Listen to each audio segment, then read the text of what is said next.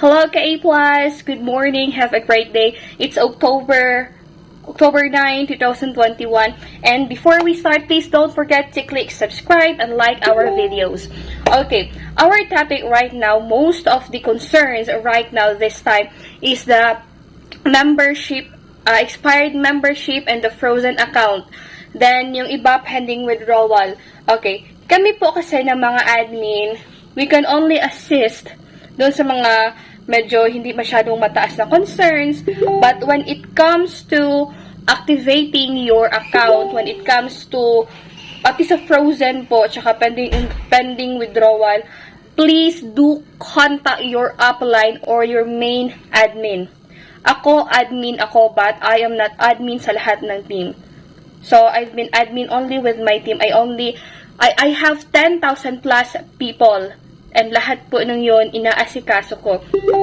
I truly understand na nag-PM kayo sa akin, nag-text pa kayo sa akin, nag-chat to ask for help. But I am so sorry kasi hindi ko matutulungan, especially kung not under Shirley. Okay? Kasi when we reported the concern, tapos sinabi ng management na, babe, he or she is not under our team, please let him contact his superior. So, ganun yung mangyayari. In short, hindi kami makaka-access sa account mo. So, bakit pinaka-importanting alam mo kung sino yung upline mo o yung taong na-invite sa'yo?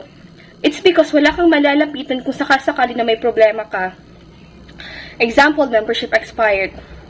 Frozen account, pending withdrawal. Sinong lalapitan mo? Kung kukuha ka naman ng link na para mag-register kahit saan, make sure na makukontak mo yung taong yon na kinunan mo ng link. Okay?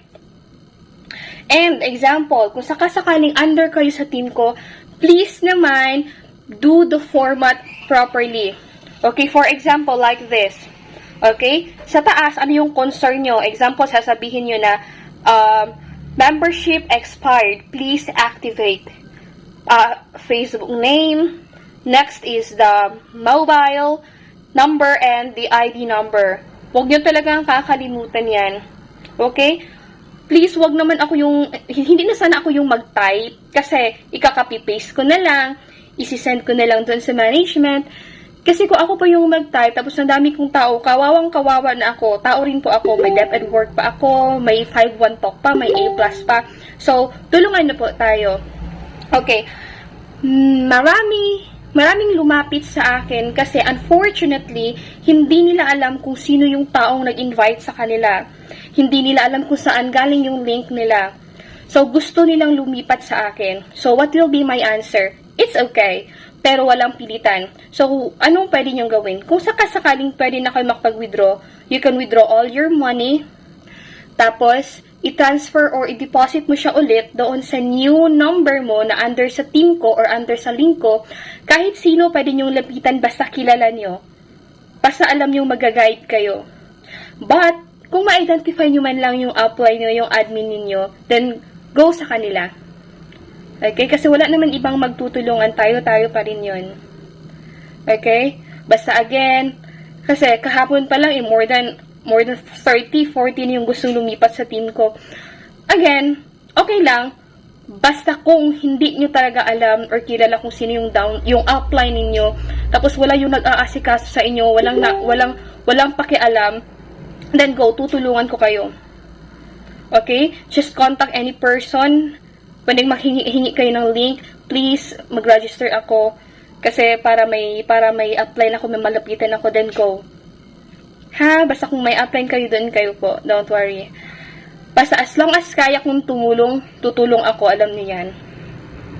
Ha? Tapos, ano pa ba yung ibang concerns? Okay. Anyways, sa pending withdrawals, don't worry. Kasi kapag may pending withdrawal, tapos may naka-receive na, inuna lang yung iba. Kaya ang pending, let's just wait. Okay? Wag tayong, ano yung word, aburido. Okay, wag tayong atat. Kasi in the first place, darating naman siya. Medyo, late lang tayo. Kasi nga, doon pa rin sa mga taong pasaway na nag-i-edit ng resibo, nag-i-edit ng transaction. That's why nadidelay din yung finance natin. And to tell you, hindi madaling magtrabaho sa finance. So let's help each other, let's help our team, and let's earn together. Okay, and thank you so much, Ka-A+. I love you. Mwah! Bye-bye! Sarang he!